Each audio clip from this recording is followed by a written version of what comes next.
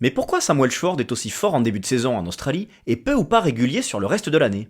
Et oui, alors que le Tour Down Under a encore une fois vu son sprinter maison briller sur ses routes, cette question est au bord des lèvres de nombreux suiveurs de cyclisme. Bien entendu, avec le groupe Eto, on s'est penché sur ce cas très particulier, mais pour tout comprendre, il faut remonter à janvier 2024. En effet, il y a tout pile un an, l'homme rapide de la Red Bull Borans-Grohe faisait déjà un début de saison tonitruant. 3 victoires d'étape sur le Santos Tour Down Under 2024, et avec la manière. À ce moment-là, tout le monde se dit que désormais, Sam a la possibilité de rentrer dans le top tiers des meilleurs sprinteurs mondiaux. Sauf qu'après le TDU, on note seulement une victoire sur le Tour de Hongrie devant Samuel Karanta et Jakub Mareczko, qui sont certes très talentueux, mais n'ont pas le niveau d'un Philipsen ou d'un Merlier. Mais alors, pourquoi cette traversée du désert? Tout simplement car la route n'était absolument pas un objectif pour Sam Welshford sur la saison 2024, très loin de là.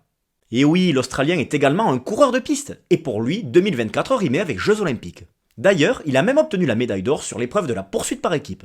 Ainsi, on comprend mieux pourquoi il n'avait pas l'esprit à frotter ou à jouer des coudes sur les arrivées massives. Il ne voulait pas risquer de se blesser et de manquer l'un des événements majeurs de sa carrière. D'ailleurs, suite à son titre olympique, Sam a expliqué au micro de Cycling News qu'il allait désormais se focaliser sur la route et ainsi mettre un terme à sa carrière sur piste. Voilà donc toutes les raisons qui font que l'idée reçue Welshford ne marche qu'en Australie a la peau dure, très dure.